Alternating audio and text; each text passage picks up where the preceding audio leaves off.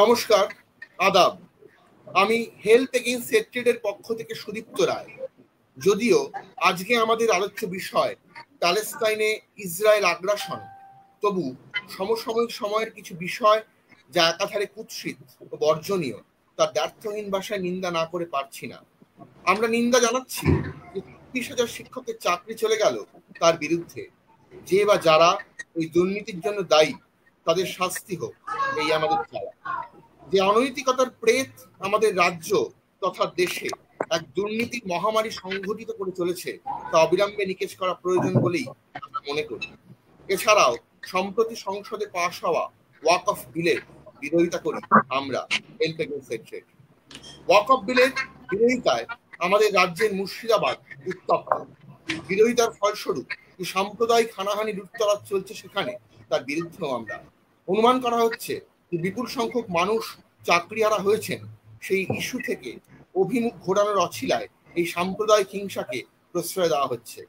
ঘটনা যাই হোক, অবিলম্বে এই হানাহানি বন্ধ করার জন্য সমস্ত ধর্ম বর্ণের মানুষের কাছে আমাদের করজোড়ে আবেদন রইল। রক্ত খেতে বসে উড়ে যায় মাছ,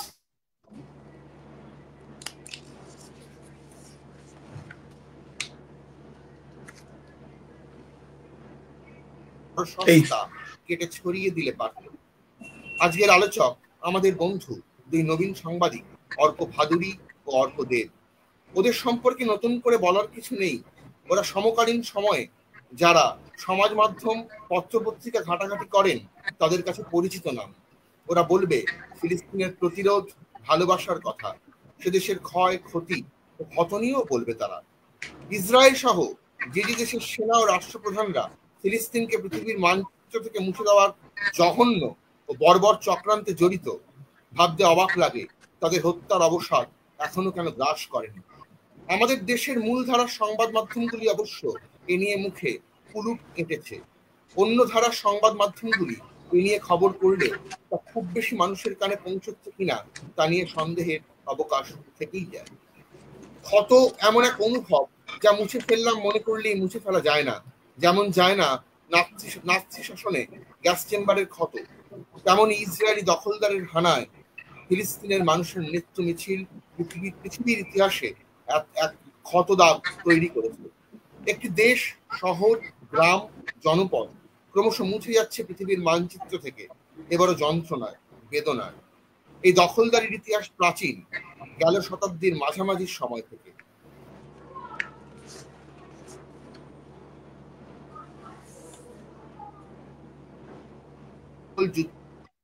কিন্তু মানুষকে কখনো হত্যার ক্লান্তি, কিছু মানুষকে কখনো হত্যার ক্লান্তি ছুঁতে পারেনি। অথচ এই মানুষই বাসা বেঁধেছে, ঘর তুলেছে সেসব সেসব ক্ষমতার বুকের তলায় মুড়িয়ে গেছে। তবে কি প্রয়োজন এই আলোচনার প্রশ্ন উঠতে পারে। মানুষের জীবন যেখানে বিপন্ন, সেখানে কথা, শব্দ পারে মৃত্যু রুখে দিতে? হয়তো পারে না, সত্যিই পারে না। আবার পারেও। একটি জনমত গড়ে তুলতে চাইছে হেলথ এগেইনস্ট হেট্রেড ঘৃণার বিরুদ্ধে। ভালোবাসার কথা ছুঁড়ে দিতে চাইছি আমরা নাচার মানুষের দিকে। আর তাই আমাদের দুই সমসময়ের গণমাধ্যম কর্মী অর্ক ভাদুরী ও অর্ক দেবকে বলবার জন্য অনুরোধ করছি, তোমরা শুরু করতে পারো। ধন্যবাদ। নমস্কার। আমার পক্ষ থেকে উদ্যোক্তাদেরকে ধন্যবাদ এরকম একটা আয়োজন করবার জন্য। আমি অর্ক দেবের কথা জানি না। আমি নিজে অত্যন্ত এক ধরনের ক্লান্তির মধ্যে আছি, একটা সার্বিক ক্লান্তি। কারণ দিনের পর দিন আমাদেরকে যেমন ভাবে প্যালেস্টাইনে একটা একটা একটা পরিকল্পিত জেনোসাইড, সাজানো গণহত্যা দেখতে হচ্ছে প্রত্যেক দিন। একই সঙ্গে দেখতে হচ্ছে যে এই গণহত্যাকে সেলিব্রেট করছেন আমাদের দেশের দক্ষিণপন্থীরা, হিন্দুত্ববাদীরা। এটা দিনের পর দিন দেখা এবং এটার সাথে একটা একটা এনকাউন্টারে যাওয়া, সেটা খুব ক্লান্ত করে, সেটা ভেতর থেকে খুব খইয়ে দেয়। একই সঙ্গে যেটা সুদীপ্ত বললেন যে আমাদের রাজ্যের পরিস্থিতিটা অত্যন্ত শোচনীয় হয়ে রয়েছে, খুব ভালনারেবল পরিস্থিতি হয়ে রয়েছে এবং আমরা জানি না যে আগামীতে কি হবে। একটা উৎকণ্ঠার মধ্যে আমরা প্রত্যেকেই বোধহয় আছি, আমি তো অন্তত আছি, ভীষণ ভীষণ ভাবে আছি। কাজেই আজকের আলোচনা শুরু করবার আগেই, আজকের কথাবার্তা শুরু করবার আগেই সুদীপ্ত যেমন বলেছেন উদ্যোক্তাদের পক্ষ থেকে, আমি আমার পক্ষ থেকে, আমার বন্ধু অর্কদেবের পক্ষ থেকেও আক্ষরিক অর্থেই করজোড়ে যে কজন আমাদের কথা শুনবেন, আমি জানি না কজন শুনবেন, আক্ষরিক অর্থেই করজোড়ে আমি মিনতি করি যে পশ্চিমবঙ্গের সাম্প্রদায়িক সম্প্রীতি রক্ষা করুন, পশ্চিমবঙ্গকে দাঙ্গাবাজদের মুক্তাঞ্চলে পরিণত হতে দেবেন না, এবং সেটা যে রঙের যে ধর্মের দাঙ্গাবাজি হোক, যে রাজনৈতিক দলের লোকই দাঙ্গা করতে আসুক, হিন্দু মুসলমান নির্বিশেষে হাতে হাত রেখে প্রতিরোধ করুন। এটা রবীন্দ্রনাথের বাংলা, এটা নজরুলের বাংলা। কাজেই আমরা যেন কোন রকম সাম্প্রদায়িক হিংসাকে আমরা প্রশ্রয় না দিই এবং আমরা যেন প্রতিরোধ করতে পারি। আজকে আমরা এমন একটা বিষয় নিয়ে কথা বলবো যেটা হয়তো মানব সভ্যতার সবচাইতে বড় লজ্জার বিষয়, প্যালেস্টাইন। এবং এটা তো আজকের থেকে নয়, অনেক আগে থেকে শুরু হয়েছে, 1948 থেকে শুরু হয়েছে। অর্ক দেব রিসেন্টলি একটা খুব ইন্টারেস্টিং ফেসবুক পোস্ট করেছিল, অনেকেই হয়তো আপনারা সেই পোস্ট পড়েছেন। রিসেন্টলি একটা একটা খবর খুব ছড়িয়ে গিয়েছিল যে গোটা গাজা ধ্বংস হয়ে গিয়েছে, গোটা রাফা শহর ধ্বংস হয়ে গিয়েছে, এবং অনেকেই সেই খবরটা খুব শেয়ার করছিলেন মানবিকতার জায়গা থেকেই। কিন্তু একজন সাংবাদিক হিসেবে অর্কদেব যেটা বলেছিল যে আসলে আসল সত্যিটা সে তুলে ধরেছিল। আমি যদি অর্কর কাছেই আসি, অর্ক তুমি একটু বলো যে এই মুহূর্তে আহ প্যালেস্টাইনের অবস্থা ঠিক কিরকম, কত এই মিথ্যে তথ্যের যে জাল, আহ, জালগুলো কাটার।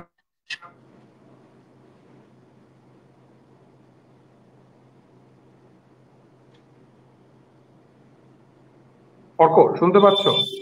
না অর্ক, তোমার লাইনটা ফ্রিজ হয়ে রয়েছে, তুমি কি, আমি হ্যাঁ তোমার কথা আমি শুনতে বলছি পাচ্ছি যে, না। হ্যাঁ এখন একটু দেখতে বলো পাচ্ছি, যে হ্যাঁ। এই এই মুহূর্তে প্যালেস্টাইনের অবস্থা ঠিক কিরকম, এবং তুমি যে লেখাটা লিখেছিলে সেইটার ভিত্তিতে যদি একটু বলো।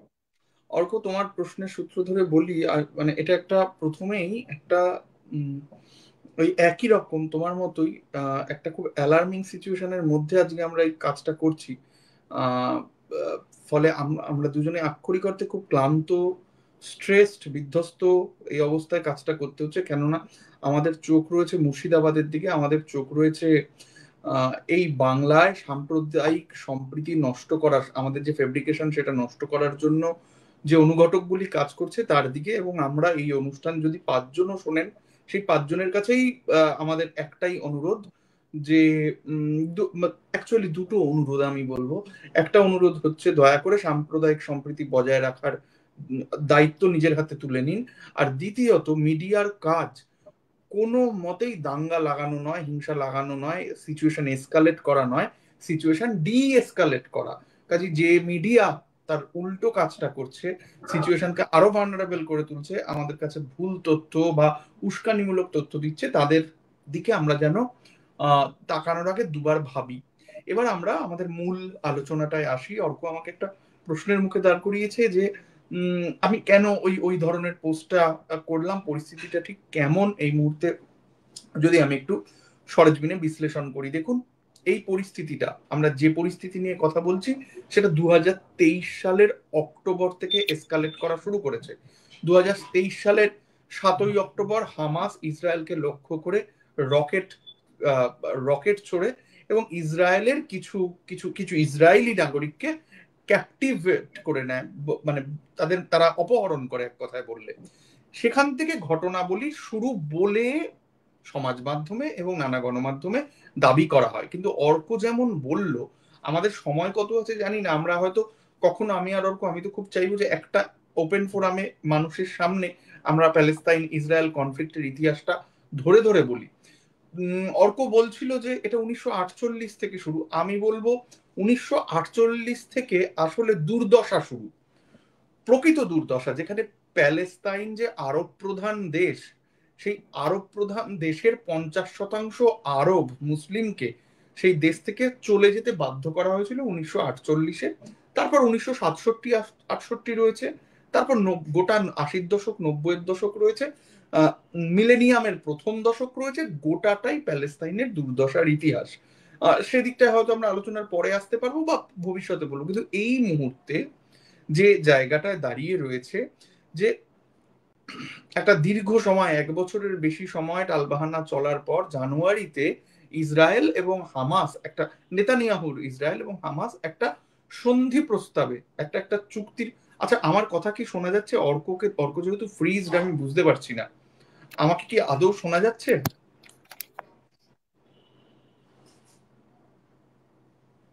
আমার কথা কি শোনা যাচ্ছে? আশা করি শোনা যাচ্ছে, আমি বলতে থাকি। সেটা হলো যে একটা জানুয়ারি মাসে একটা সন্ধি প্রস্তাব হয় যে ইসরায়েল এবং প্যালেস্তাইনের হামাস, তারা কেউই একে অপরকে আক্রমণ করবে না। এটা 1.5 মাস আগের একটা চুক্তি। সেই চুক্তি ভঙ্গ করে এখনো ইসরায়েল ক্রমাগত ক্রমাগত গাজাকে আক্রমণ করে চলেছে, ওয়েস্ট ব্যাংককে আক্রমণ করে চলেছে। আমি জানি না বাকিদের কি দেখা যাচ্ছে বা শোনা যাচ্ছে, আমি বুঝতে পারছি না লাইনটা। হ্যাঁ যাচ্ছে, তুমি বলো প্লিজ, বলো। যাচ্ছে যাচ্ছে আচ্ছা। না আচ্ছা অর্ক বলো। আচ্ছা হ্যাঁ অর্ক, যাচ্ছে, বলো। তোমাকে আসলে আসলে তোমার লাইনটা বারবার বাফার করছে, বুঝতে পেরেছো? সেই কারণে আমি একটু হ্যাঁ আমার ঘেটে নেটওয়ার্কের গিয়েছি। সমস্যা হচ্ছে, বলো তুমি। হ্যাঁ হ্যাঁ হ্যাঁ বলছি তো। ওই মানে শান্তি চুক্তিটা, বা শান্তি চুক্তি বলাটা ভুল হবে, যে মৈত্রী বা সাময়িক ভাবে যুদ্ধ স্থগিত রাখা সিজ ফায়ারের চুক্তিটা ভঙ্গ করেছেন নেতানিয়াহু সরকার। ভঙ্গ করে যথারীতি প্যালেস্তাইনে সমস্ত নিয়মের তোয়াক্কা না করে হামলা চালিয়ে যাচ্ছে। আমরা এর মাঝে দেখেছি যে মার্কিন প্রেসিডেন্ট ডোনাল্ড ট্রাম্প এমন প্রস্তাবও দিয়েছেন যে ওই গাজা পুরো এলাকাটায় একটা শপিং মল, ওটাকে কিনে নিয়ে শপিং মল বানানো যায় কিনা। এবং লাগাতার ক্রমে বিভিন্ন টেন্টগুলি লক্ষ্য করে সেটলাররা অ্যাটাক করছে। ইসরায়েল তার যে সেনাবাহিনী আছে, আইডিএফ, ইসরায়েল ডিফেন্স ফোর্স, তারা আক্রমণ করছে। এই আক্রমণে মানে শেষ যে জায়গাটায় দাঁড়িয়ে রয়েছে, আমার মানে বলতে খুবই খারাপ লাগছে, গাজায়, আমি কালকে লিখেওছি এক জায়গায়, গাজায় 36টি হাসপাতাল রয়েছে, তার মধ্যে মাত্র 4টে হাসপাতাল is working with limited resource. 32টি হাসপাতাল আসলে সম্পূর্ণ ডিভাস্টেটেড, ডিস্ট্রয়েড হয়ে গিয়েছে। এবং এবং ফলে এই যে গণহত্যা, সেই পরিস্থিতিতে ওষুধ সরবরাহ করা, মানুষকে ন্যূনতম চিকিৎসা দেওয়া, তার পরিকাঠামো এই মুহূর্তে গাজায় নেই। ওয়েস্ট ব্যাংকেরও অবস্থা খুব খারাপ। রাফার মতো বহু শহর, মানে আমি কি বলতে পারি, একদম ধূলিসাৎ হয়ে গিয়েছে বলা ভালো।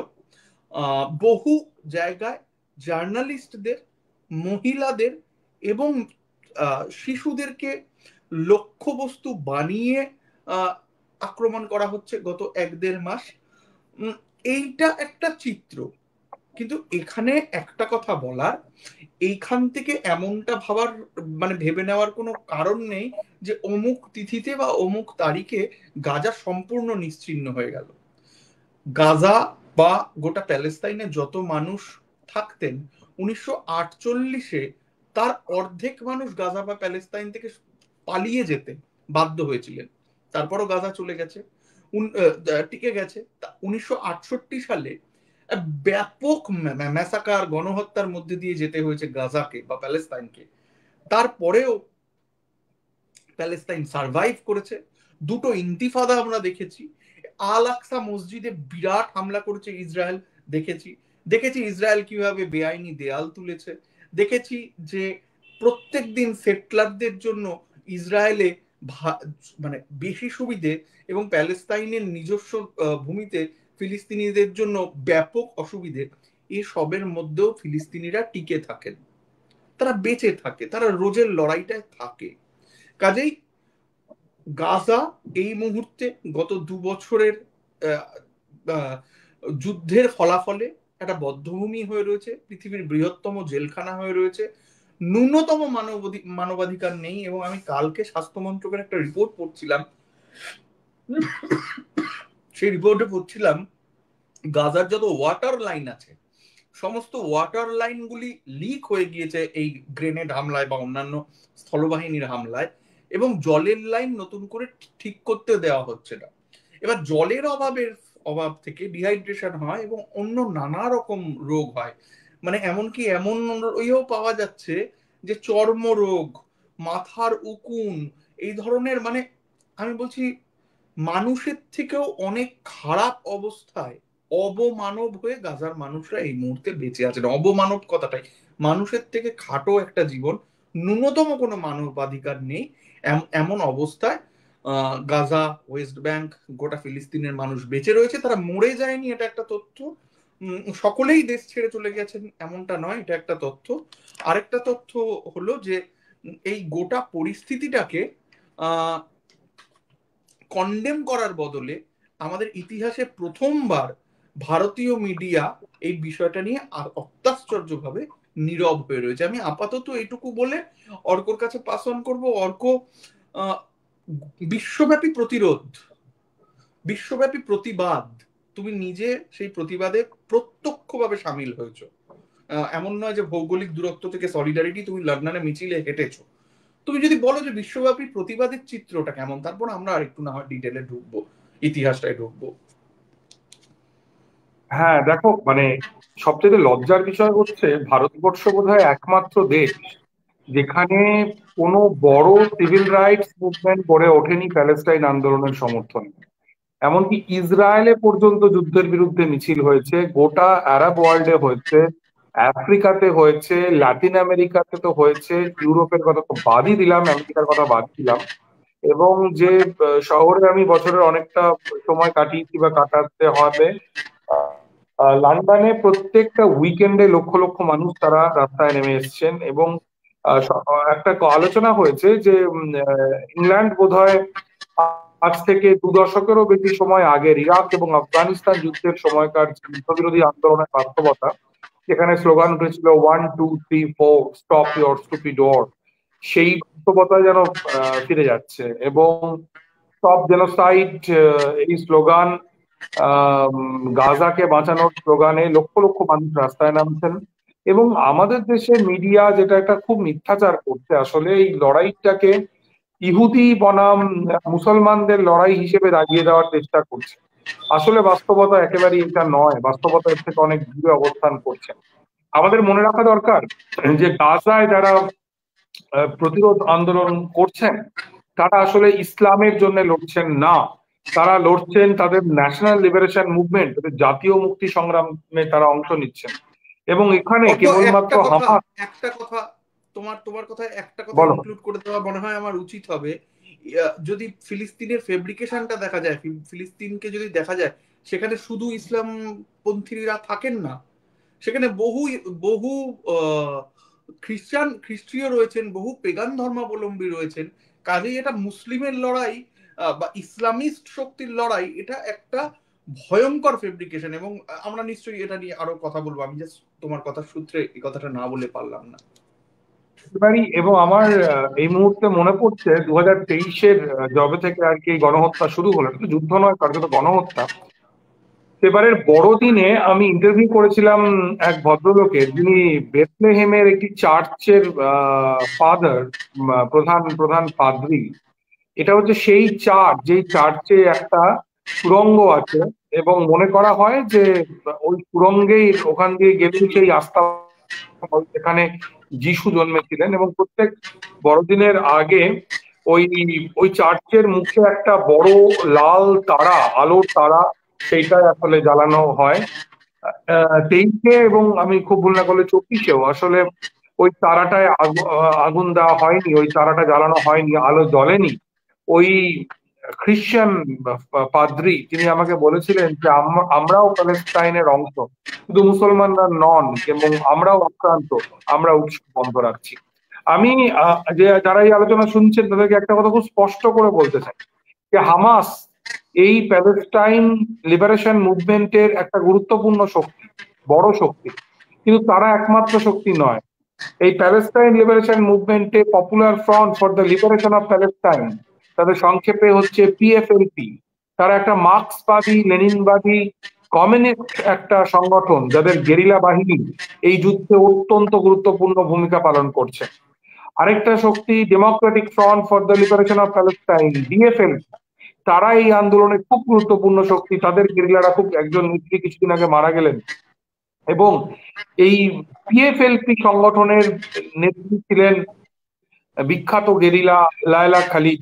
তিনি একটা প্লেন অপহরণ করেছিলেন এবং সেটা গোটা বিশ্বে আলোড়ন করে গিয়েছিল। কমিউনিস্টরা, বামপন্থীরা প্রথম থেকে প্যালেস্টাইন লিবারেশন মুভমেন্ট একটা খুব গুরুত্বপূর্ণ পার্ট।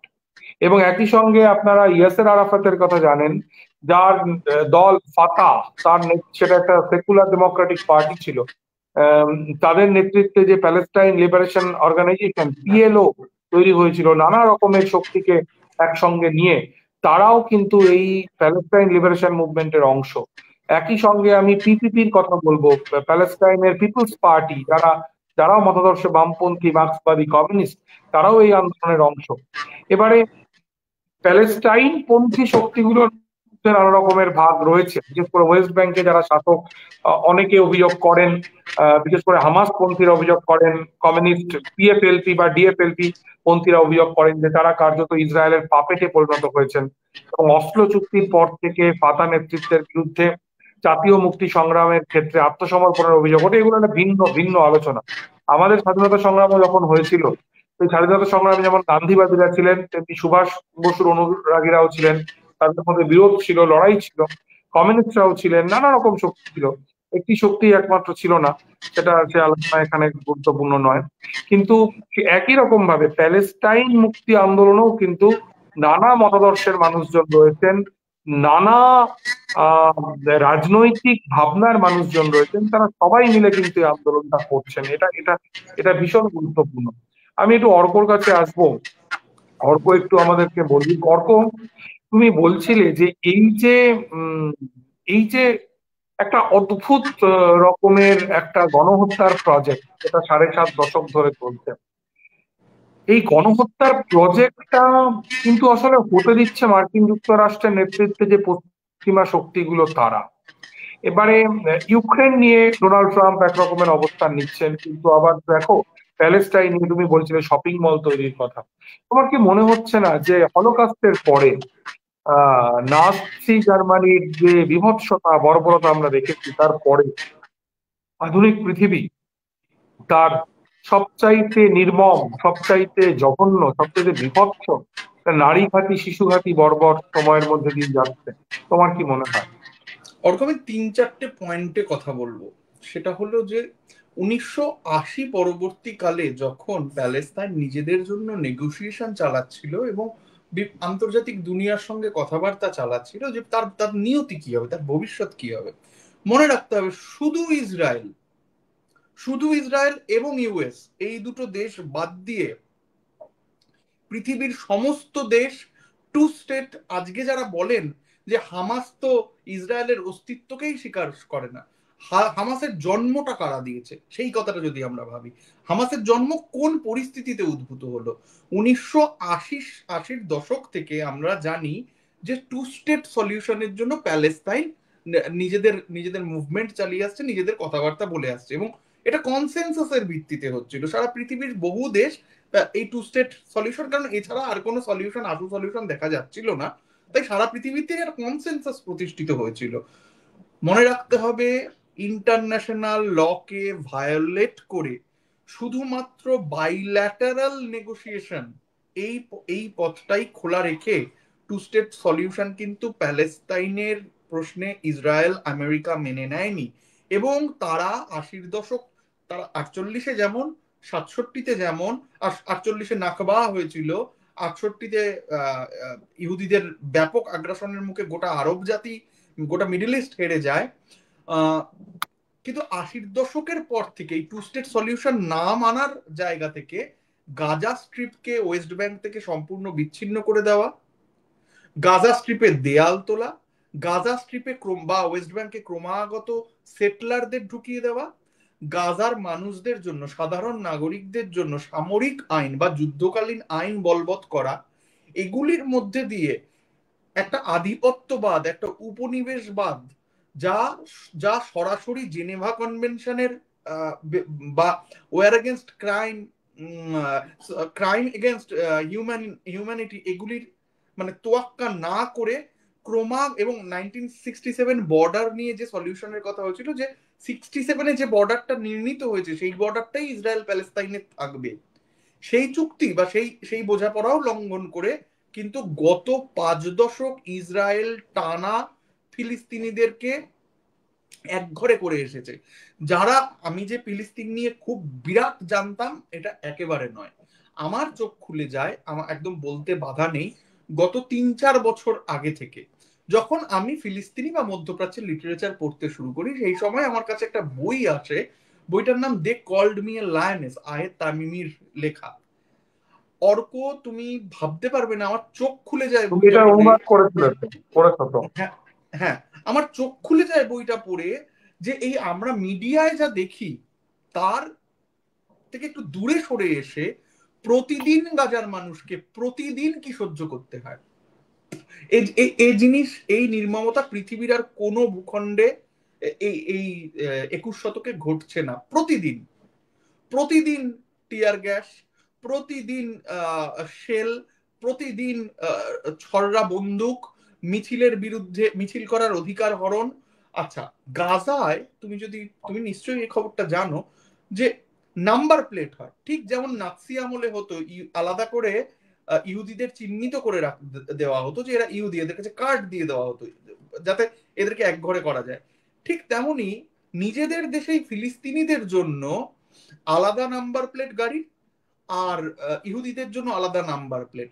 ফিলিস্তিনিরা ভাঙাচোরা রাস্তা দিয়ে যাবে, ইহুদিরা প্রধান সড়কে যাবে। একটা ফিলিস্তিনি আর একটা ইহুদি যদি একই সময় ফ্লাইট ধরতে বেরোয়, রসিকতা, মানে দুঃখের রসিকতা করছি, তাহলে ফিলিস্তিনি কোনোদিনই ফ্লাইট পাবে না, আর সেই ইহুদি কিন্তু ফ্লাইটটা পেয়ে যাবে। তার কারণ ওই একই পথে ফিলিস্তিনিকে 5 বার চেক পয়েন্টে দাঁড়াতে হবে। অর্থাৎ নিজের দেশেই তুমি জঙ্গি। এই যে সবাই বলছে হামাস তো এটা করেছে, হামাস তো এটা করেছে, তা নয়। আসলে 1880 সাল, ওই সময়টার থেকে, মানে অটোমান সাম্রাজ্যের পতন হচ্ছে, নতুন করে একটা দেশ তৈরির খেলা চলছে, ব্রিটিশরা তখন এবং ফরাসিরা তখন ইসরায়েল প্যালেস্তাইন ওই অঞ্চলটায় আধিপত্য করে রেখেছে, বেলফুর চুক্তি হচ্ছে, বেলফুর চুক্তি করে ইসরায়েলের হাতে প্যালেস্তাইনের ভাগ্য ছেড়ে দিয়ে ব্রিটিশরা চলে যাচ্ছে। আমি বলছি সেই সময় থেকে ফিলিস্তিনিদের নিজ ভূমে পরবাসী করে রাখা শুরু হয়েছে, এবং সেটা তার ধারা আজও বিদ্যমান। যারা বলেন যে হামাস প্যালেস্তাইন মানে হামাস, তুমি অনেকগুলি দলের কথা বলছিলে, আমি বলছি তারা বিডিএস আন্দোলনের কথা জানে না, যে আন্দোলন সম্পূর্ণ অস্ত্র ছাড়া 2005 সাল থেকে চলছে, মানে কোনো অস্ত্র নেই সেখানে। তাদের দাবিটা কি? তারা শান্তিপূর্ণভাবে জমায়েত করে। তাদের দাবি হচ্ছে 67 সালে যে চুক্তি হয়েছিল, যে বর্ডার তৈরি হয়েছিল, সেই বর্ডারটাই থাকুক। তাদের দাবি ছিল ইসরায়েলি পণ্য বয়কট করার অধিকার আমাদের থাকুক, কলেজ ক্যাম্পাসগুলিতে আমরা ইসরায়েলি পণ্য যাতে বয়কট করতে পারি। আর 1948-এ যাদেরকে বাড়ি থেকে চলে যেতে বাধ্য করা হয়েছিল, তারা যাতে দেশে ফিরে আসতে পারে। তুমি নিশ্চয়ই জানো অর্ক, যারা দর্শক দেখছেন তারা জানে অথবা জানেন না, না জানলে জেনে নিন, জেরুজালেম তো একটা কমন করিডোর। সেই জেরুজালেমে ফিলিস্তিনিদের থাকার অধিকার নেই। ছলে কৌশলে প্রতিদিন চেষ্টা করা হয় জেরুজালেমে যেন একজনও ফিলিস্তিনি থাকতে না পারে।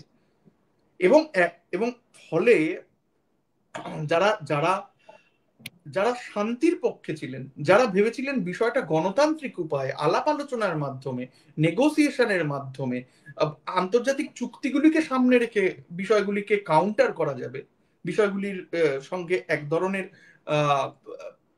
কমিউনিকেশন বা নেগোসিয়েশনে আসা যাবে, তারা কিন্তু আল আকসা ধ্বংস হওয়ার সময় থেকে 2010 পরবর্তী সময় থেকে ক্রমাগত বুঝতে পেরেছে যে আমার জল, খাওয়ার, যাতায়াতের অধিকার, বাজার করার অধিকার, এমন কি ওরা এমন ব্যবস্থা করেছে, আমি ওই they called me a lioness বইটি অনুবাদ করতে বা পড়তে গিয়ে বুঝতে পারি যে ওরা এমন ব্যবস্থা করে তুমি নিজের দেশে জমিও কিনতে পারবে না, নতুন করে তুমি তোমার দেশে জমি কিনতে পারবে না, তুমি পাসপোর্ট পাবে না।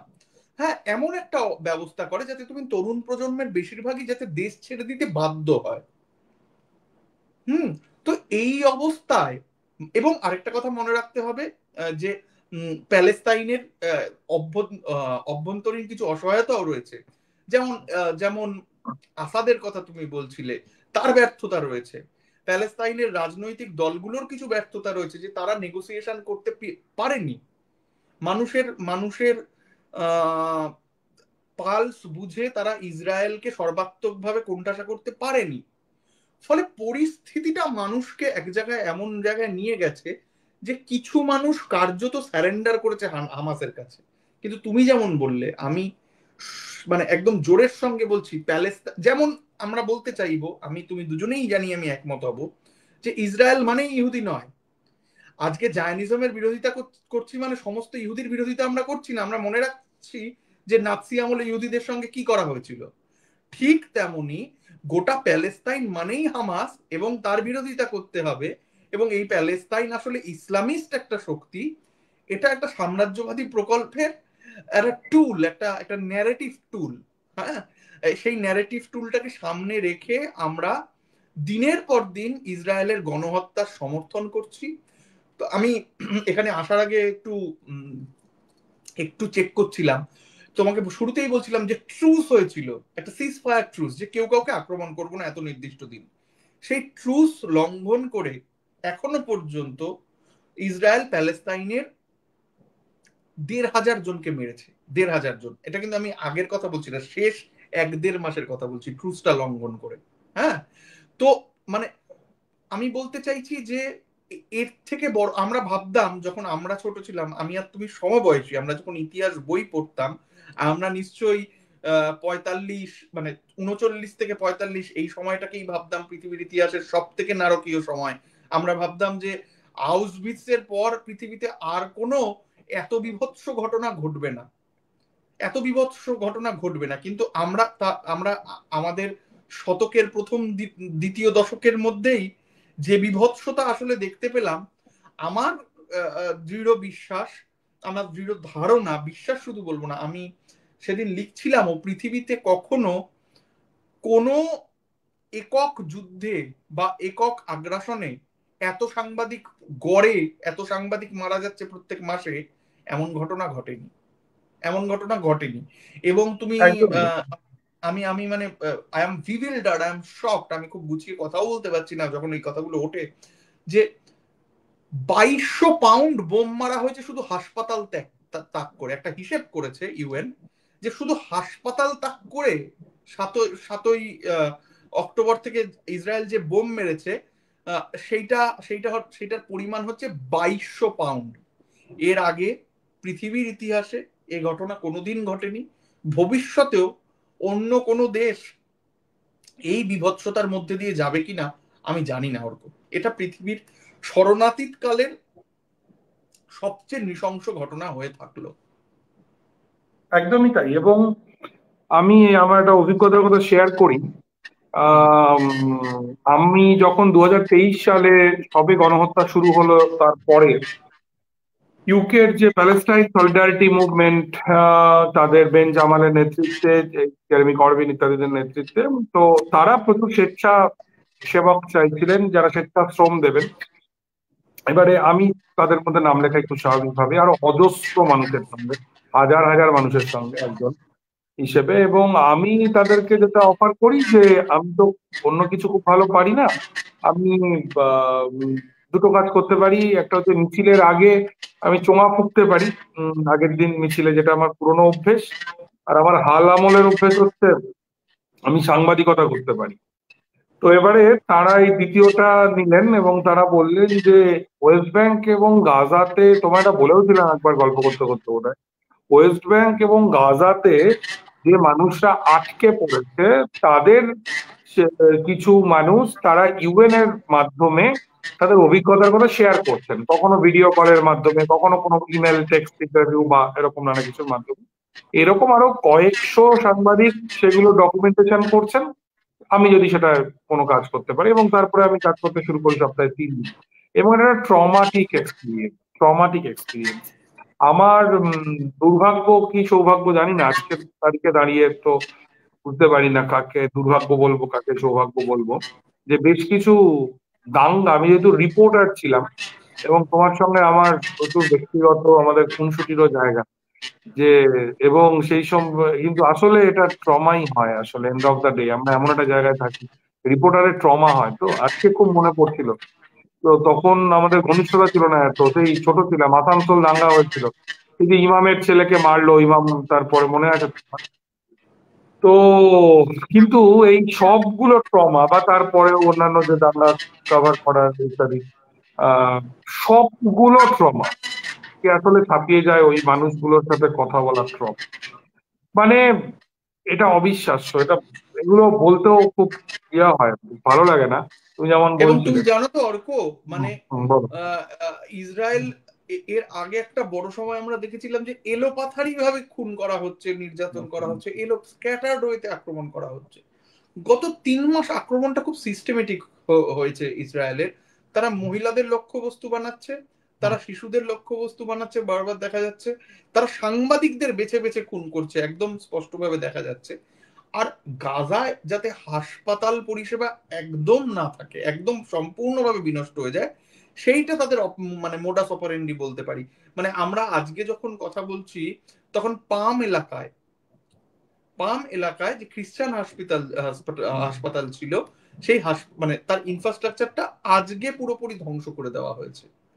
আমি আমি মানে একটা হিসেব করছিলাম, একটা রাফ এস্টিমেট, যে এইরকম যদি ভাবা যায় যে কোন কোন হাসপাতাল এখনো পর্যন্ত, যে হাসপাতালগুলি গাজায় মানে was working but now it is not working, সেটা পরিমাণটা কটা হাসপাতালে এলোপাথারি আক্রমণ চালিয়েছে ইসরায়েল। অর্ক, আমি তোমাকে বলছি, তুমি গুনতে পারবে না, তুমি আজকের দিনে দাঁড়িয়ে আর গুনতে পারবে না। অগাস্ট 17-তে আল আল আলী হাসপাতাল থেকে শুরু হয়, তারপর আল শিফা হাসপাতালে কিছুদিন পর আক্রমণ হলো, তারপর আল আওদা হাসপাতালে আক্রমণ হলো। মানে আমি জাস্ট একটু জট ডাউন করতে গিয়ে আমি মাঝপথে ইয়ে ছেড়ে দিই, মানে হাল ছেড়ে দিই। 2024-এ খান ইউনিসের নাসের হাসপাতালে আক্রমণ হলো, আল শিফা হাসপাতালে আবার 2024-এর মার্চ মাসে আক্রমণ হলো, 2024-এর মার্চ মাসেই আল আসকা হাসপাতালে আক্রমণ হলো। মানে এটা একটা নারকীয় নির্যাতন, হাসপাতালে রোগীদের আক্রমণ করা এবং সমস্ত হাসপাতালের সমস্ত ব্যবস্থাটাকে কোল্যাপস করে দেওয়া, ওষুধ যাতায়াত বন্ধ করা। মানে আমি বলছি, জেনেভা কনভেনশনের তোয়াক্কা ইসরায়েল করে না। কোনো কোনো যুদ্ধ বিরোধী যে মানবাধিকারের পক্ষে অ্যামনেস্টি ইন্টারন্যাশনাল বলো বা এই ধরনের আন্তর্জাতিক সংগঠনগুলির যে নিয়ম কানুন বিধি, তার তোয়াক্কা করে না ইসরায়েল। এবং ইসরায়েলের ভয়ে সকলে চুপ। এবার এইখানে একটা প্রশ্ন উঠতে পারে, ইসরায়েলের ভয়ে অতীতে যারা সরব ছিল তারা কেন চুপ? এই নিয়ে কি তুমি কিছু বলবে অর্ক? এটা নিয়ে বলবো, মানে তার আগে একটু ইসরায়েলের ভয় কিসে, ইসরায়েলকে কেন ভয়, যদি তুমি বলো। বলবো, মানে তার তোমার আগে একটু অন্য একটা কথা বলি। আমাদের এই আজকের কথাবার্তা শুরু হওয়ার আগে সুদীপ্ত একটা কথা বললো, কথাটা আমার আজকের দিনে বিশেষ করে তো হন্ট করছে। ও বললো যে মানে হত্যার ক্লান্তি সেটা ইসরায়েলের ইসরায়েলের মানে সেই ক্লান্তিটা ইসরায়েলের আসছে না। কথাটা ভীষণ হন্ট করছে, জানো, আজকের দিনের দাঁড়িয়ে আরো বেশি করে হন্ট করছে। হ্যাঁ, ঘৃণা করতে করতে মানুষ ক্লান্ত হয়ে যায়, খুন করতে করতে মানুষ ক্লান্ত হয়ে যায়। হত্যা হিটলার করতে হননি, করতে। হ্যাঁ, এবং এরাও হচ্ছে না। এটা একটা অদ্ভুত ব্যাপার স্যাপার। এবং এই প্রসঙ্গেই এই আলোচনাগুলো আসলে এত ডিস্টার্বিং। একটা দুটো কথা বলি, কথা যখন উঠলোই, প্রথমটা হচ্ছে এই বেঞ্জামিন নেতানিয়াহুর স্ত্রী সারা, আমি যদি নাম খুব ভুল না করি, তার বিশেষ পরামর্শদাতা, নামটা ভুলে যাচ্ছি, সেই ভদ্রমহিলা এই গত 23শে ডিসেম্বর মাস নাগাদ তিনি একটা প্রস্তাব দিয়েছিলেন। প্রস্তাবটা হচ্ছে, এই আমরা যখন ইসরায়েলে ভূমি দখল, এই প্যালেস্টাইন ভূখণ্ডে ভূমি দখল শুরু করব গাজায়, তখন আমরা যেন কাউকে, যতজনকে পারি আমরা হত্যা না করি, আমরা তাদেরকে ধরে রাখি এবং তাদের আমরা জিভ কেটে নিই এবং তাদের চোখ যাতে আমরা উপড়ে নিই এবং তাদেরকে বাঁচিয়ে রাখি। এটা কিন্তু একদম মানে লিখিতভাবে প্রস্তাব দিয়েছে।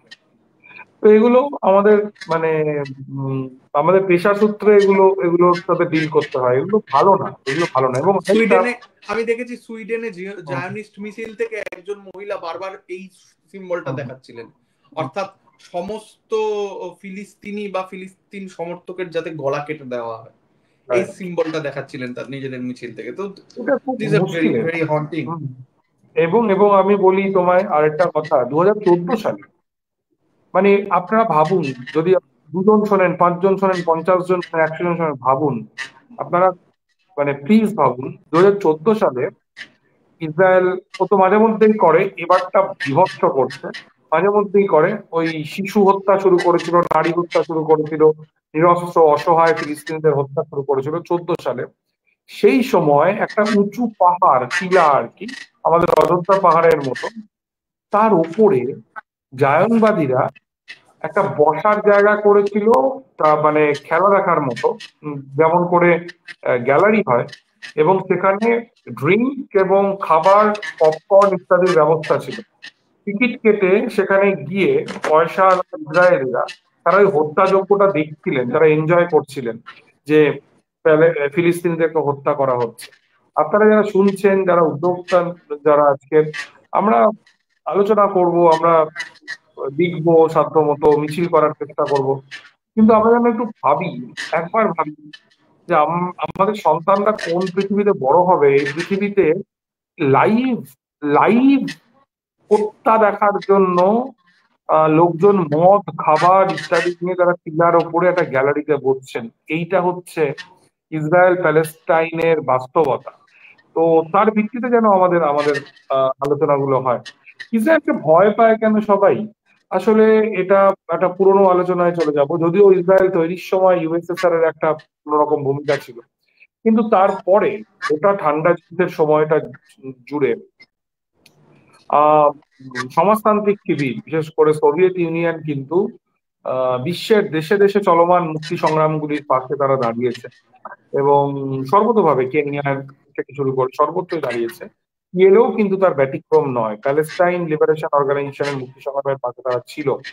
এবং আরেকটা তথ্য এই কথা প্রসঙ্গে দিই, আমাদের পড়শি দেশ বাংলাদেশ, এই বাংলাদেশে 80-এর দশকে যখন প্রথম ইন্তিফাদা চলছে, মুক্তি সংগ্রাম চলছে পিএলও নেতৃত্বে, এই বাংলাদেশ থেকে কিন্তু বেশ কয়েক হাজার, যারা সকলেই মুক্তিযুদ্ধে অংশ নিয়েছিলেন, পরবর্তীকালে তারা অধিকাংশই বাংলাদেশের জাতীয় সমাজতান্ত্রিক দলের একটা বামপন্থী দল, তাদের কর্মী ছিলেন, তারা এই ইন্তিফাদায় অংশ নিতে তারা কিন্তু বাংলাদেশ থেকে তারা প্যালেস্টাইনে যান, লেবাননে যান, এবং জায়নবাদীদের কিন্তু তারা লড়াই সংগ্রাম করেন। এটা একটা ফ্যান্টাস্টিক ব্যাপার। আমরা গর্বিত হতে পারি বাংলা ভাষী হিসেবে যে আমরা পারিনি, কিন্তু আমাদের পড়শি দেশের মানুষরা গিয়েছে। তো যেটা বলছিলাম যে ওই সময় যখন সমাজতান্ত্রিক শিবিরের অবস্থান ছিল, সোভিয়েত ইউনিয়ন ছিল, তখন অ্যাটলিস্ট এমন একটা জায়গা ছিল যেখানে আমেরিকার মদতে একতরফা কিছু হবে না, উল্টো দিকেও একটা সুপার পাওয়ার রয়েছে। কিন্তু দুঃখজনক ভাবে আজকের পৃথিবীতে একমেরু বিশ্ব কার্যত, যদিও এখন সেই সেটা অন্য আলোচনা আছে, একমেরু বিশ্ব হয়তো ক্রমশ ভেঙে পড়ছে, কিন্তু এখন যে এই গণহত্যার বিরুদ্ধে সরাসরি সক্রিয় প্রতিরোধের করতে পারত, সেরকম দেশ তো রয়েছে, গণচীন রয়েছে, কিন্তু আমরা জানি, এটা খুব দুঃখের যে চীন কোনো সরাসরি সামরিক সংঘাতে তারা অংশ নেয় না। এটা খুব দুঃখের এবং এটা খুব কষ্টের, এটা ঠিক নয়। আমরা জানি যে মাও সেতুং এর আমলে এই চীন কিন্তু কোরিয়া সংকটে খুব গুরুত্বপূর্ণ ভূমিকা পালন করেছিল, আরো অন্যান্য জায়গায় তার ভূমিকা ছিল, কিন্তু প্যালেস্টাইনের ক্ষেত্রে তাদের অদ্ভুত এরকম। আরো একটা কথা বলতে হবে যে আমরা যেটা দিয়ে শুরু করেছিলাম, যে প্যালেস্টাইনের লড়াইটা ধর্মের লড়াই নয়। এই যে তথাকথিত মুসলিম উম্মা, হ্যাঁ, এই যে একটা ইসলামিক ভ্রাতৃত্বের যে একটা কথা আমরা শুনি, প্যালেস্টাইনে এসে কিন্তু সেটা কমকে যাচ্ছে। আমরা দেখছি যে সৌদি আরবের মতো দেশ, তারা কিন্তু প্যালেস্টাইনের সংহতিতে কিচ্ছু করছে না। অথচ এটাও আমরা দেখি ব্রাজিলের মতো দেশ, কত দূরের দেশ, তাই না? ব্রাজিলের বামপন্থী প্রেসিডেন্ট লুলা, ওয়ার্কার্স পার্টির নেতা, তিনি সর্বতভাবে তিনি প্যালেস্টাইনের পক্ষে দাঁড়াচ্ছেন। আমরা কিউবার দিকে দেখি, কিউবার কমিউনিস্ট সরকার, তারা সর্বতভাবে কিন্তু তারা প্যালেস্টাইনের পক্ষে দাঁড়াচ্ছে। প্রশ্নটা আসলে ধর্মের নয়, প্রশ্নটা আসলে মানবতা। আরেকটা কথা আমি বলবো, যেটা অর্কদেব খানিকটা বলছিল, সেটা হচ্ছে যে এই যে হিন্দু মানেই যেমন হিন্দুত্ববাদী নয়, মুসলিম মানেই যেরকম ইসলামিস্ট ফান্ডামেন্টালিস্ট নয়, তেমনি ইহুদি মানেই কিন্তু জায়নবাদী নয়। আমি প্রচুর জায়নবাদ বিরোধী ইহুদির সঙ্গে মিছিলে হেঁটেছি, তারা স্লোগান দিয়েছেন প্যালেস্টাইনের পক্ষে। তারা তারা ওই সেই লম্বা দাড়িওয়ালা মাথা রকম টুপি পরা ইহুদি, তারা গোটা বিশ্ব জুড়ে তাদের একটা বিরাট অংশ অর্থোডক্স জিউ যারা, তারা মিছিল করছেন প্যালেস্টাইনের অধিকারের পক্ষে। এবং আরেকটা কথা আমি বলবো, যারা হলোকস্ট সার্ভাইভার এই ইহুদিদের সন্তানরা, আমি বোধহয় ফেসবুকেও ছবি পোস্ট করেছিলাম, তারা এরকম ভাবে ব্যানার নিয়ে দাঁড়াচ্ছে যে আমি একজন হলোকস্ট সার্ভাইভারের সন্তান, আমি প্যালেস্টাইনের পক্ষে দাঁড়াচ্ছি। এই 2023-24-25 হলোকস্ট যাদের উপর হচ্ছে ফিলিস্তিনিদের উপরে, আমি তাদের পাশে রয়েছি। এটাকে ধর্মের হিসেবে দেখবেন না, প্লিজ দেখবেন না। অর্ক, তোমার কাছে আসি। তুমি খুব বিস্তারিত ভাবে প্যালেস্টাইনের শিল্প, সাহিত্য, সংস্কৃতি নিয়ে কাজ করেছো, কবিতা নিয়ে কাজ করেছো।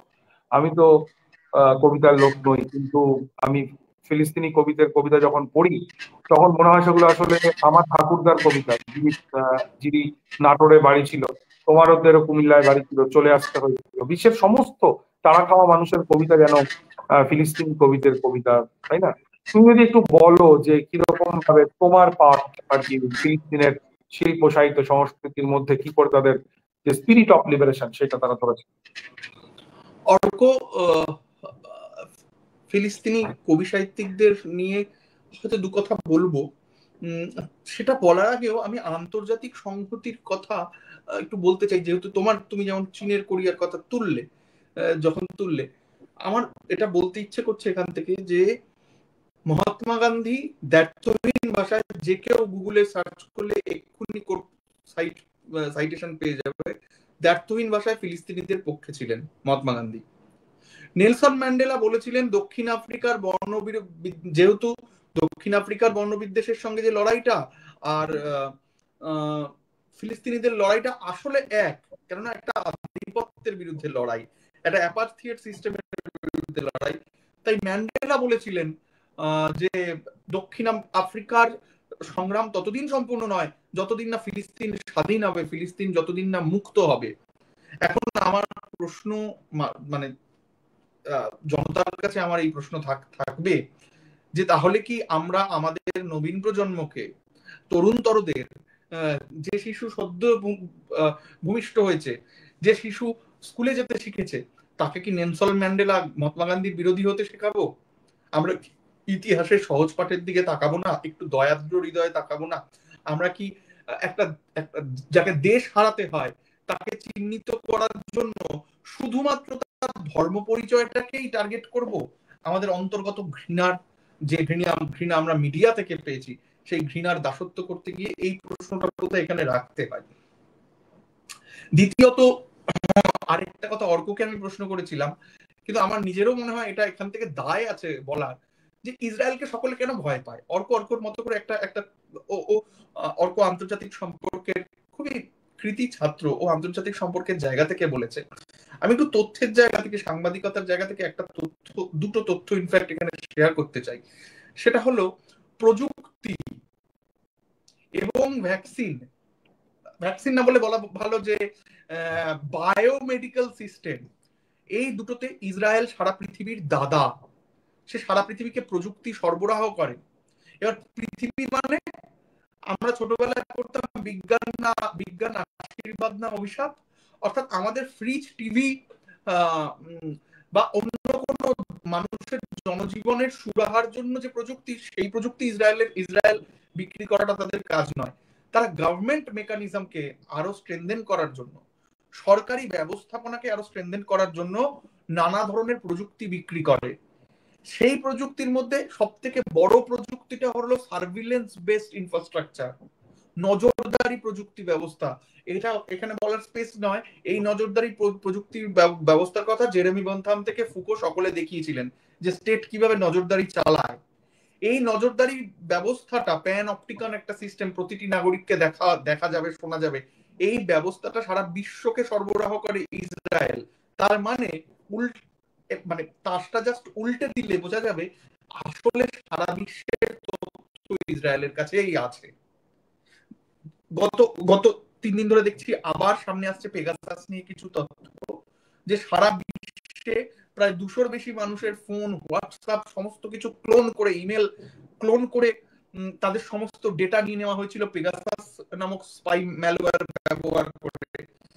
আপনাদের জানাতে চাই, সেই স্পাইওয়্যারটা সারা পৃথিবীর সমস্ত গভর্নমেন্ট অফিসিয়ালকে সরবরাহ করাটা ইসরায়েলের মানে ইসরায়েলি সংস্থার কাজ।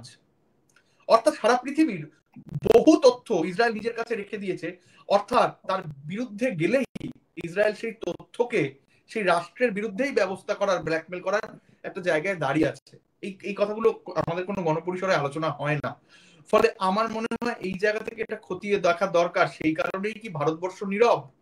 সেই কারণেই কি কেউ বা কারা ইসরায়েল থেকে কবে ম্যালওয়্যারটা কিনেছিল এবং কবে সেই ম্যালওয়্যার কোন কোন সাংবাদিকের মোবাইলে ব্যবহার হয়েছিল সেইটা সামনে চলে আসবে। প্রসঙ্গত বলে রাখি, আমরা একটা গবেষণার কাজ করছিলাম, সেই গবেষণার কাজটার বইটা মানে বিষয় ছিল ফেসবুক।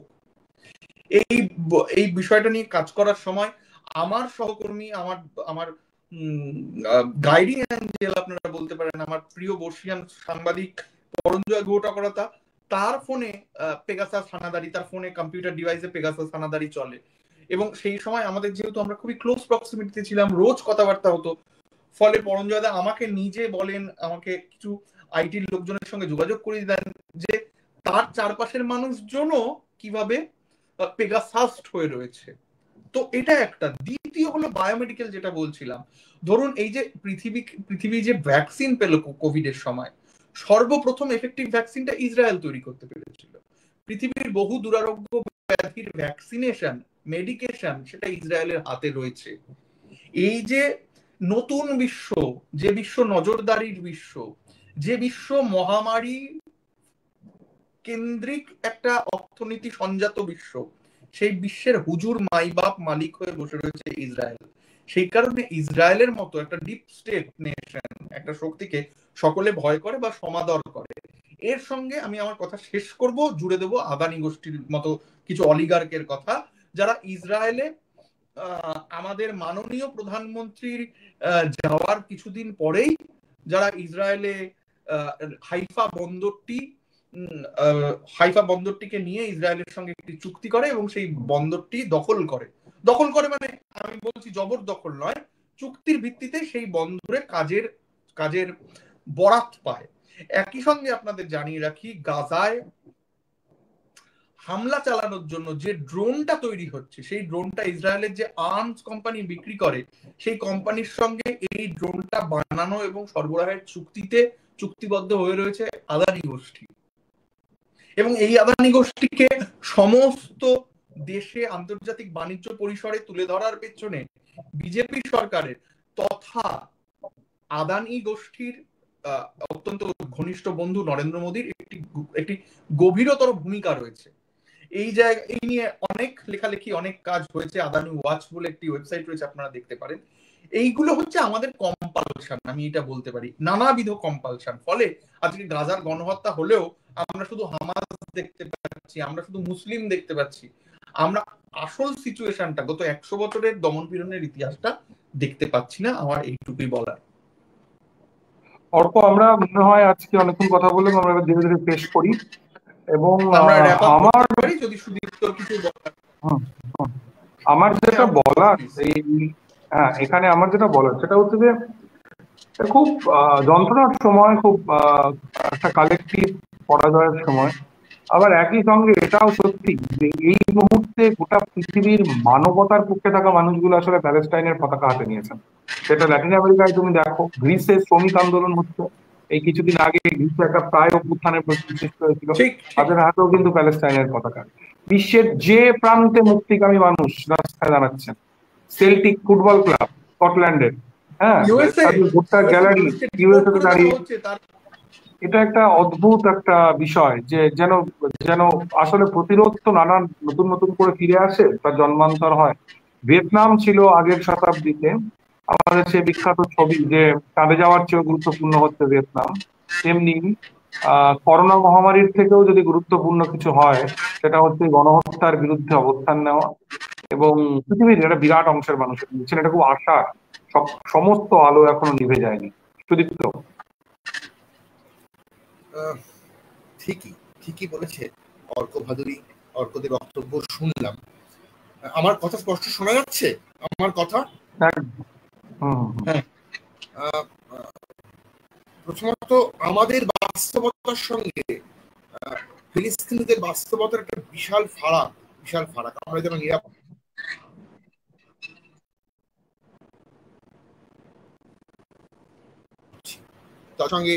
তাদের সঙ্গে বাস্তবতার একটা বিশাল ফারাক। প্রশ্ন এসেছে, শ্রেয়ন প্রশ্ন করেছে, পশ্চিমবঙ্গের রাজনীতি সচেতন মানুষদের চিন্তাধারা ক্রমশই কি গ্লোবাল থেকে সরে লোকাল হয়ে যাচ্ছে? এই কুপমণ্ডকতা থেকে মুক্তি কিভাবে?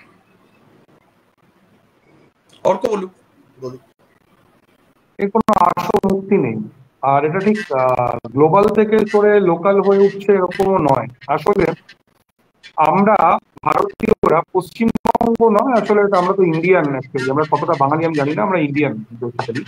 এবং আমরা একটা সময় পর্যন্ত গোটা পৃথিবী যে বাম অক্ষ, বাম মানে কমিউনিস্ট নয়, বৃহত্তর বাম অক্ষ, যার মধ্যে রেসিজম বিরোধী আন্দোলন ছিল, ইত্যাদি নানা কিছু ছিল, আমরা ইন্ডিয়ানরা আমরা এই অক্ষের মানুষ ছিলাম। আমাদের বন্ধু ছিলেন কালো মানুষরা, আমাদের বন্ধু ছিলেন ল্যাটিন আমেরিকানরা, আমাদের বন্ধু ছিলেন আরবরা। এই কলকাতা শহরে লেখা হয়েছিল যে আনন্দুল দাস গুপ্ত, আমি আরব গেরিলাদের সমর্থন করি। এবারে গত 15 বছরের একটা ডেভেলপমেন্ট হচ্ছে, আমাদের একটা শিফট ঘটছে। এই ইন্ডিয়ান আপার কাস্ট হিন্দু বা আমাদের পশ্চিমবঙ্গবাসী সহ আমরা ধীরে ধীরে বিশ্বের ডান শিবিরের ছোট শরীরে পরিণত হচ্ছে। আমাদের কিছু প্রতিনিধি কমলা হ্যারিস হয়ে যাচ্ছেন, আমাদের কিছু প্রতিনিধি ঋষি সুনক হয়ে যাচ্ছেন। হ্যাঁ, এরকম। আর কাজে আমাদের একটা শিফট ঘটে গেছে। ভারতীয় সমাজের অক্ষটা বাম দিক থেকে ডান দিকে সরছে। বাম মানে আবার কমিউনিস্ট নয়।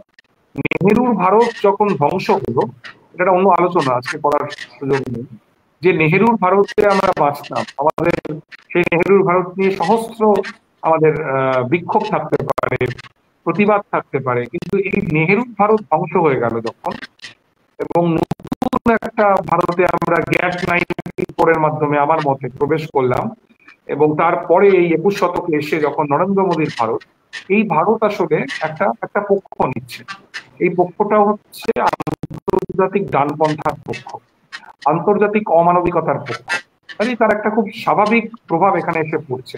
বিশ্বে খুব কম দেশের মানুষ আছে যারা গাজার এই 3 মাসের বাচ্চাটা মারা গেলে উল্লাস প্রকাশ করে। আমাদের দেশের একটা বড় অংশের মানুষ করছে। আমাদের দেশের একটা বিরাট অংশের মানুষকে আমরা অপর করে রাখতে পারছি আসলে। এটা খুব কষ্টের, এটা খুব যন্ত্রণার, কিন্তু এর থেকে আশু মুক্তির কোনো সম্ভাবনা নেই। মানে 1933-34 পর জার্মানির অন্তত 12 বছর লেগেছিল সাপ মুক্তি হতে, একটা বিশ্বযুদ্ধ। এই আমাদের যন্ত্রণার সময় আরো দীর্ঘায়িত। ঠিকই। আমরা প্রশ্নের জন্য অপেক্ষা করি আর 2-1 মিনিট, তারপরে আস্তে আস্তে গুটিয়ে ফেলবো সমস্ত অনুষ্ঠানটি। আমি কোনো প্রশ্ন করছি না, প্রথমত কারণ যা বিবরণ শুনেছি তোমাদের থেকে শুনলাম, তারপরে আর কে আর হৃদয় খুঁড়ে বেদনা জাগাতে ভালোবাসে মনে হয় বারবার। নৃশংসতার সামনে তো কোনো প্রশ্ন হয় না, সে তো কোতল করে ফেলবে। যাই হোক, দেখা যাক কোনো প্রশ্ন। সুদীপ্ত, এটা তোমার অনেক ধন্যবাদ প্রাপ্য। মানে এটা নিয়ে সবার নয় না, এই কথাগুলি বলতে পারাটাও একটা, মানে একটা কি বলবো, একটা সুযোগের মতো যে আমরা এটা বলতে পারছি। কারণ এই কলকাতা শহরে এই কথাগুলো বলার জায়গাও খুব সংকুচিত হয়ে এসেছে। আমি আর ওরকম নিজেদের মধ্যে নিরন্তর আলোচনা করি, কিন্তু সব জায়গায় তো বলতে পারি না। সেটা আমরা টের পাই, তোমাদের লেখা সমাজ মাধ্যমে পড়ি, আমরা অনেকেই পড়ি, আমরা টের পাই তোমাদের। এই কলকাতা শহর একদিন ম্যাকনামারাকে ঢুকতে দেয়। এই কলকাতা শহরে ইয়াসের আরাফাত নিজে এসছেন। এই কলকাতা শহরে গান গেয়েছেন পিট সিগার এই একাধিকবার। এই কলকাতা শহরে ম্যান্ডেলা, এই কলকাতা শহর মারাদোনাকে ভালোবাসে, আর মারাদোনা বলেছিল প্যালেস্টাইন ইজ মাই হার্ট, আমার হৃদয়ের নাম ফিলিস্তিন। আমরা আসলে নেলসন ম্যান্ডেলাকে ঘৃণা করতে শিখবে? মারাদোনাকে ঘৃণা করতে শিখবে নতুন নতুন ভাবে যখন ইতিহাস লেখা হবে, নাকি মহাত্মা গান্ধীকে ঘৃণা করতে শিখবে? I don't know, we have no clue. হ্যাঁ, মানে আসলে আমরা আমাদের যে অতীতটা থেকে আমাদেরকে একটু একটু একটু একটু করে আমাদেরকে বের করে দেওয়া হয়েছে। আমাদের যে সাম্রাজ্যবাদ বিরোধী নীতি, সেখান থেকে আমরা আমাদেরকে বের করে দেওয়া হয়েছে। তো আশু মুক্তি নেই, এবং এটা এটা অনেক অনেক দিনের একটা লড়াইয়ের মধ্যে আমরা গিয়ে পড়ছি। যাই হোক, সময় এবার শেষ করার। কবিতা সন্ধ্যার সময় কি নয়, আমরা সবাই জানি। পীড়া দেয় এসব কথা শুনে, খারাপ লাগে, কষ্ট হয়, কিন্তু কবিতা সন্ধ্যার কথা নয়। সম্প্রতি হাতে এসে পড়েছে একটি বই, সূর্যব্রতদেব অনুদিত, শুভেন্দু সরকার চিত্রিত ফাহাম ফিদাইন ফিলাস্তিন, প্রত্যাখ্যান ও প্রতিরোধের কবিতা। সেখান থেকে একটি কবিতা শুধু পড়ব। একজন নারীর স্বর, ফাদবা তুকান, তার লেখা। এটুকু পড়েই শেষ করব। আমাদের চায়ের এটা কবিতা বলছি, এটা আমি আলাদা করে বলছি। আমাদের চায়ের বিরতি আছে, বিষ ঢালা আছে, সবকিছুই আছে। তারপরও মানুষ আশা করে, আশা নিয়ে বাঁচে। একটু কবিতাটা পড়িয়ে দাও, পড়ি শেষ করব। অনেক হয়েছে এইভাবে থেকে যাওয়া, কবিতাটির নাম। অনেকটা মরা হয়েছে আমার এই মাটিতে এতদিন। অনেক হয়েছে কবরে মাটির চাদর জড়িয়ে শোয়া, সে মাটিতে গলে মিশে ফুল গাছ হয়ে ফুটে। অনেক হয়েছে স্বজাতির কোনো বাচ্চার সাথে খেলা, এ ভূমির বুকে থাকতে চেয়েছি বলে। অনেক হয়েছে ধুলোমুখী হয়ে